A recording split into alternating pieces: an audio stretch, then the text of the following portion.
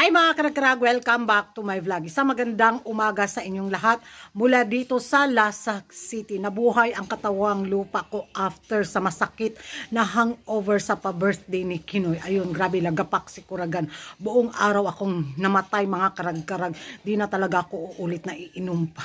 Na shotball si Kuragan, uy, impas, uy, dahil nga sa kalasingan ko, ayun, na late ako sa mga kaganapan sa mundo ng beauty pageant, sa mga latest ganap na pinag-uusapan at pinagchichikahan ng mga active na mga chismoso at mga chismosa sa social media na kung saan, huy, gwapa kay si Atisa Manalo sa kanyang pag-guesting sa ABS-CBN, no, nadala talaga ni Atisa Manalo ng kanyang team ang fresh overlooking mula nang mag-host siya sa Mr. International 2025 at nung nag-guest siya sa ABS-CBN bilang star patroller, bitaw, hala, nagkagwapa man siya, uy.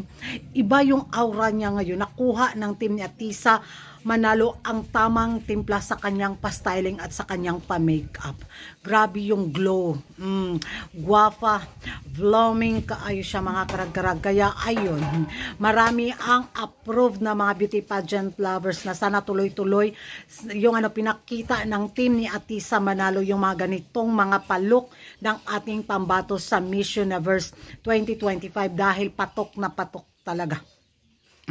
At dahil sa kapatukan nga mga karag-karag, ayun, nagpapatok at nagpasabog din si Ima Tiglao bilang pambato ng Pilipinas sa Miss Grand International 2025 nung dumating siya sa Thailand ba. Ayaw talaga, baklang-baklaan talaga din yung galawan ni Maring Emma natin.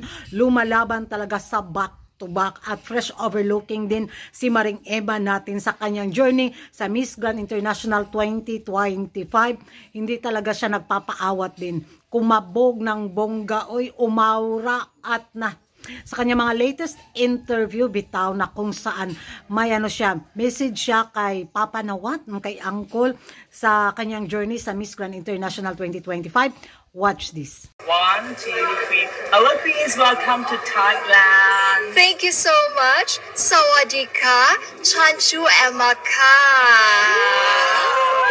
Is that right? Yes, Chanchi Emma. Chanchu Emaka. Yeah. Can you introduce yourself more? Okay. Hello, Sawadika. I am Emma Mary Tiglao from the Philippines. Back to the hard questions. Philippines just won Miss Grand last year.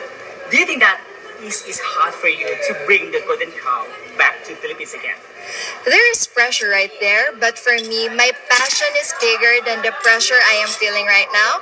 With all your support, the Thai people, Filipino fans, and international fans, and with the best I can give in the international stage, I think Mr. Nawat will give it back to the Philippines again, praying that it will be a back-to-back victory.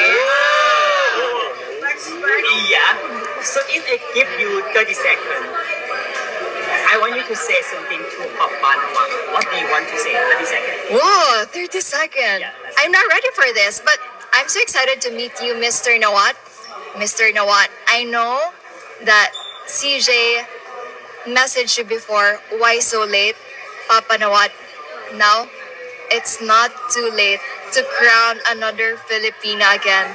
Filipino are very hardworking and the Filipino fans love your pageant. So please, if you will give us once more, I know that Miss Grand International will be the one and only pageant. Just trust the Philippines, Mr. Nawat.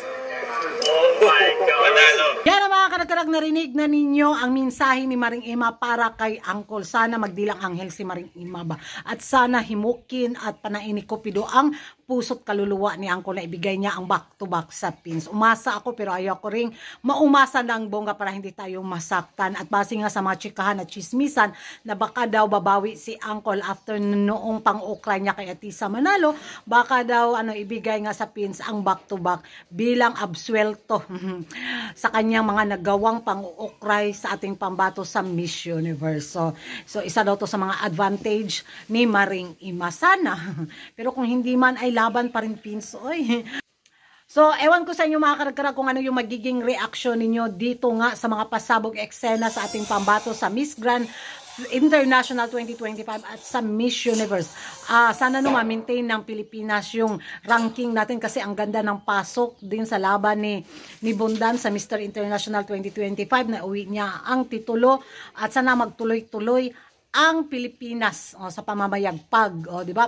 Thank you mga karag-karag, and don't forget to like and subscribe Karagan-Karag and hit the notification bell para updated kayo sa mga latest kaganapan at latest intriga sa mundo ng beauty pageant. And thank you for watching. Bye-bye.